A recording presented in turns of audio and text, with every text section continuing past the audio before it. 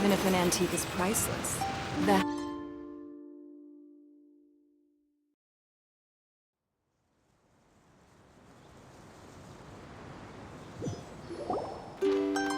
Hey! Wake up! Hey! You're finally awake. Paimon was worried sick. No idea. Paimon just woke up and then we were here. Oh, Paimon's head is all dizzy.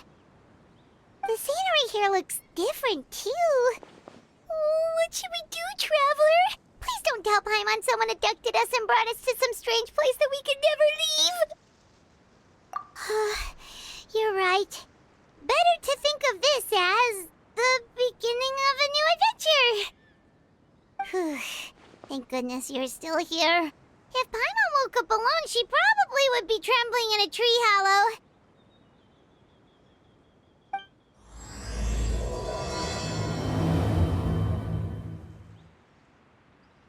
Let's follow this path for now. We might be able to meet someone and figure out what this place is all about.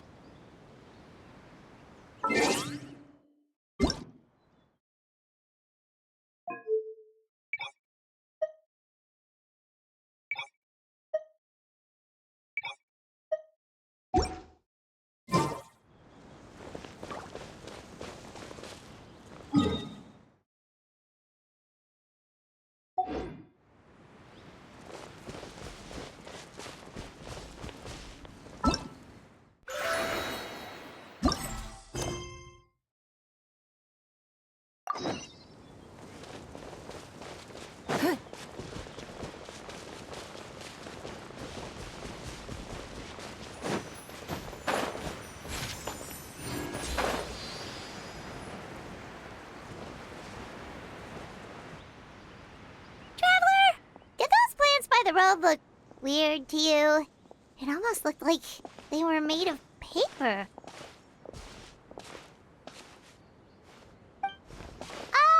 those two frogs over there? Yeah, they look like pieces of origami.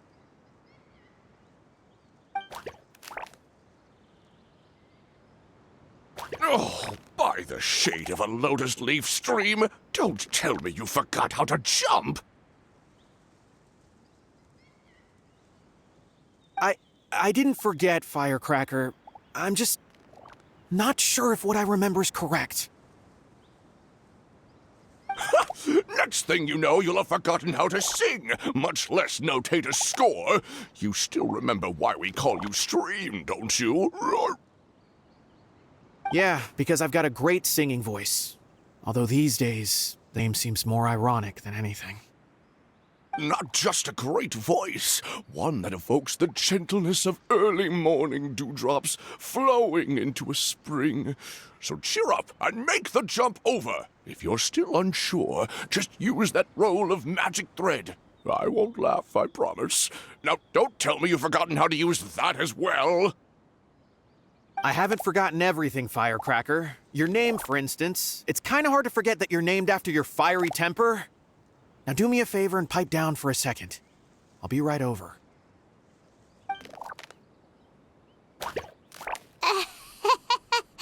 You saw that too, right? Paimon's not seeing things, is she? This place is getting more confusing by the second. Anyway,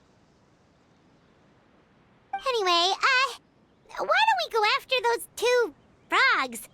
They didn't look evil or anything. Plus, they might be able to help us out.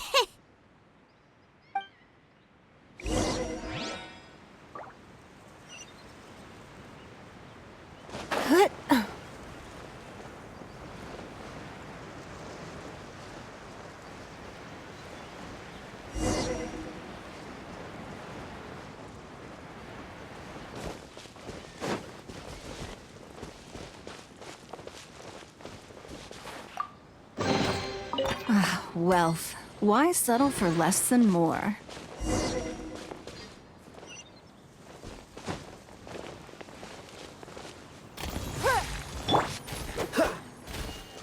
Dodge this!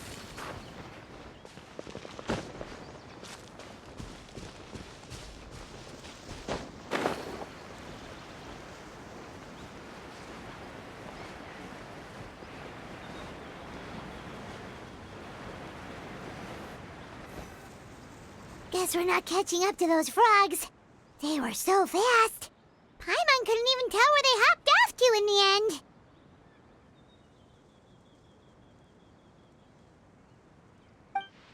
end. Excuse me, honored travelers. Did you come from the Cliff of Prophecy, perchance? The chubby paper hamster just talked. Chubby? Who are you calling chubby? I've just got a slightly thicker layer of paper on me, that's all. Allow me to introduce myself. My name is Armand, and I'm an elder of the Forest of Blessings.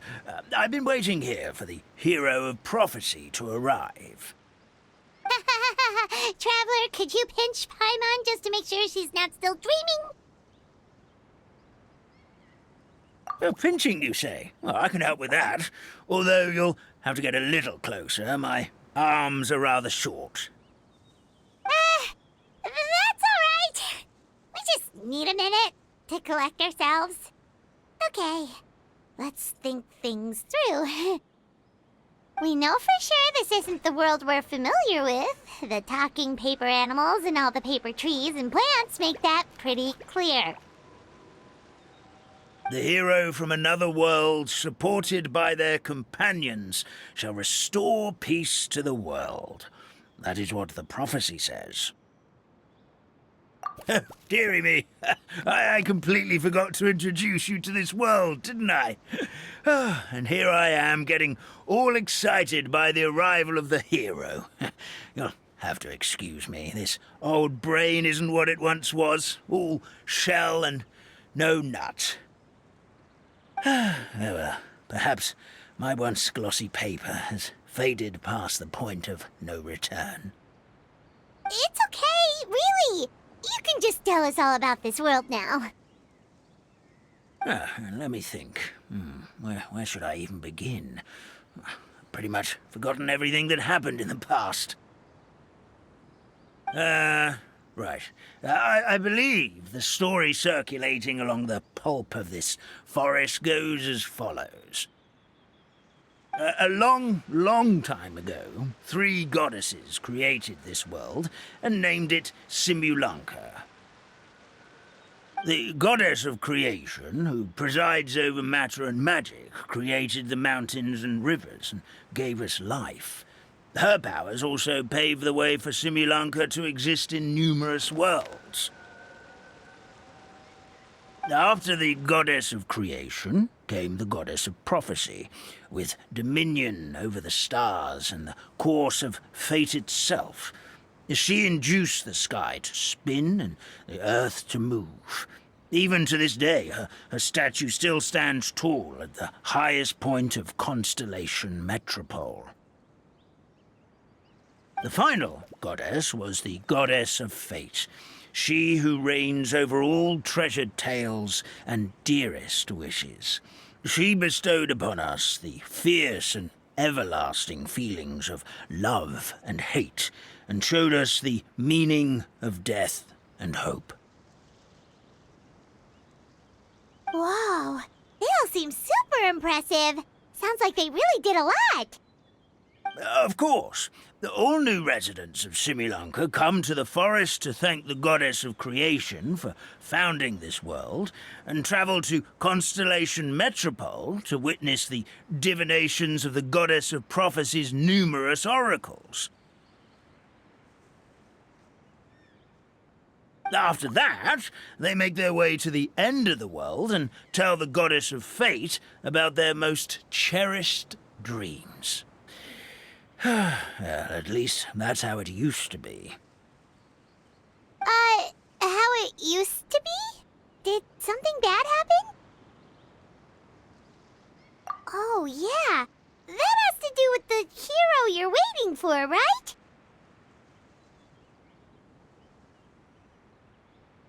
Yes, this old brain of mine may have forgotten many things, but I will never forget the day the evil dragon descended upon our forest. It came down from the skies in an ominous black mist and ravaged our homeland, Its gigantic footprints can still be seen in the kingdom of breezes and bells. We're incredibly fortunate that no one was hurt. Sounds terrifying. Terror doesn't stop there, I'm afraid. Ever since the attack, the Calligraphy Tavern in the forest has been closed. No one knows why, but it's a catastrophe of the highest order for us, forest dwellers. A catastrophe of the highest order? All because a tavern closed? If we were talking about Mondstadt here, Paimon might understand, but is it really all that serious? Good goddess of creation above. We'd take even the greatest flood over the closure of the tavern. Wet paper will dry out with time. Fallen trees can be restored. But the Calligraphy Tavern is the only source of the magic tonic that sustains all creatures in the forest. Magic what? Magic tonic. It was gifted to the forest by the goddess of creation herself. A special potion that helps us maintain our vitality. Well, our bodies will gradually crumple and become brittle until they eventually disintegrate entirely. Our colors will fade and we'll start to lose our memory until we can't even remember our own names. But wait, Grandpa Almond, does that mean you've already... Oh, I'm afraid so. The color has all but completely faded from my paper. To be honest, all I really remember is that I'm supposed to wait here for the hero of prophecy. But I've already forgotten who gave me that order to begin with. Then we've got to act fast! How can we help? Oh, brave Pixie. May the goddess of fate reward you and your friend for your kindness. Could it be you're the heroes I've been waiting for all along? Not sure how we know that. Plus, we can't even remember how we got here, so it's not looking too promising.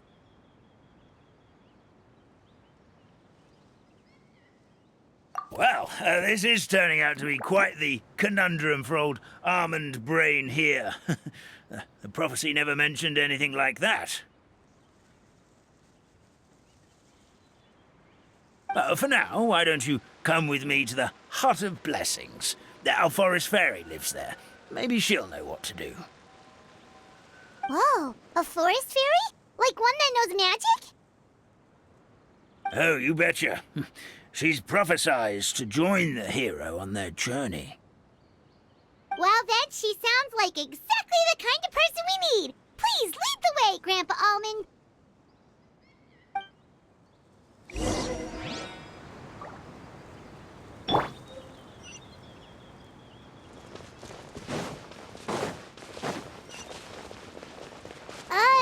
That meadow over there looks pretty strange.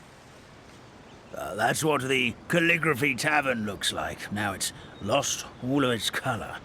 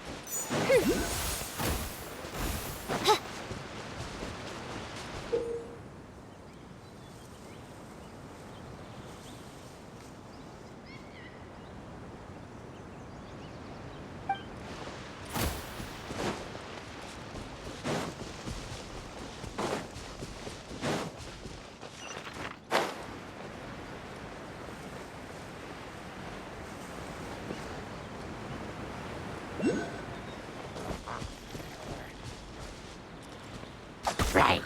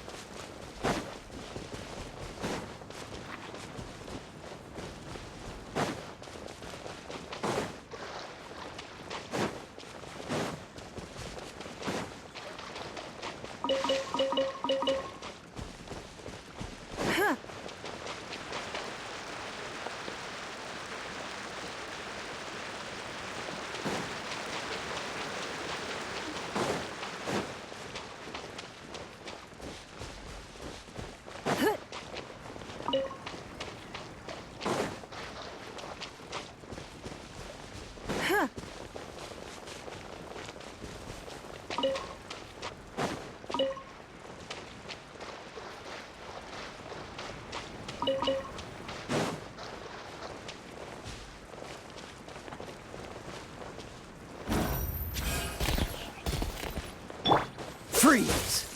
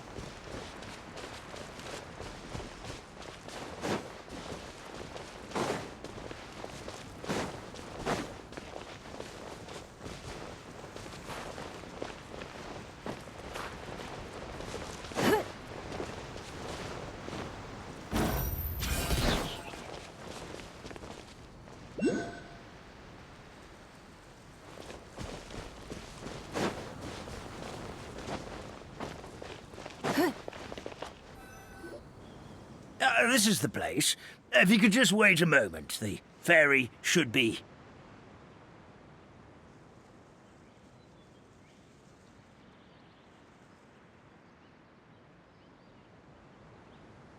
Traveler! Paimon! Paimon knows that voice!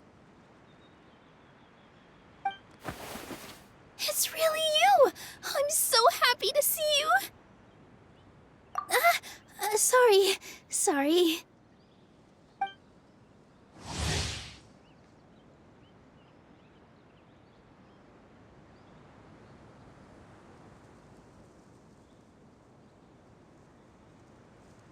So Nilu is the forest fairy? Well, you certainly look the part. Thank you. To be honest, I'm still getting used to it. It's the weirdest thing. I remember I was reading a book at the Grand Bazaar, and then I guess I must have fallen asleep at some point because, well, then I woke up just like this. And in my dream, someone spoke to me. They said, "You are the fairy of the Forest of Blessings. Now go, save the forest with your magic." At first, I thought this whole world was just part of the dream, but no matter how hard I tried, I couldn't seem to wake up. I couldn't find anyone I knew from the real world either. Sounds similar to what happened with us. We also have no idea how we got here.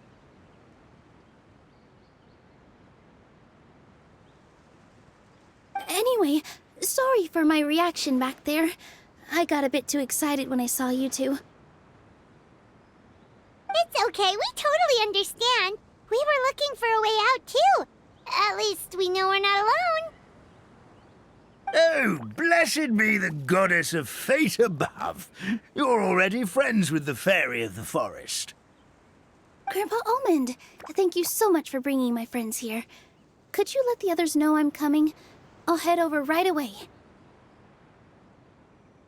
Of course. Leave it to me. Hey-ho, pistachio. Today truly is a blessed day. Wow, Nilu. Looks like you made short work of getting to know the locals. Well, when I arrived here yesterday, Grandpa Almond told me all about the state of this world. Since they think of me as their forest fairy, I just felt like I had to try to help them. Oh, so you mean like using some kind of forest magic to repair the tavern? Unfortunately, I don't know how to use the magic of this world. I've tried using my vision, but it doesn't seem to work here.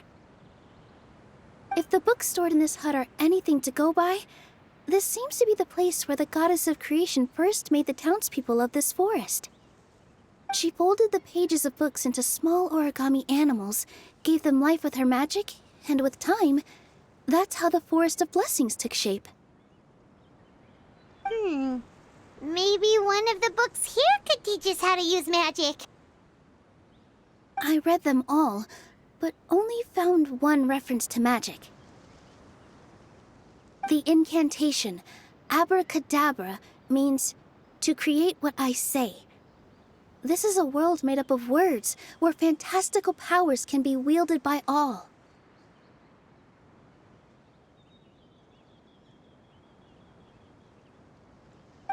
Okay, so basically everyone in this world can use magic?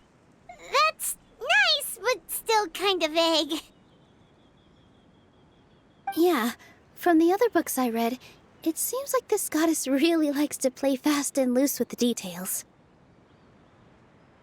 So, what should we do now? Didn't you say you were going somewhere, Nilu? Oh, yes. I was going to help some of the other residents of the forest. They've been busy making preparations to reopen the tavern, so I thought I could help out. Got it! Guess we should just focus on what we can do for now.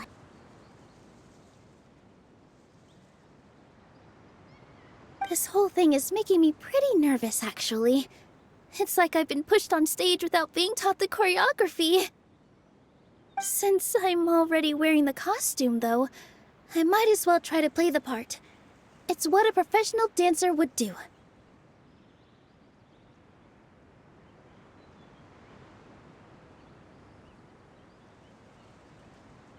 And who knows? Maybe I'll find my own magic along the way. All I can do is try, right? At least you're optimistic. Thank you. Then let's go.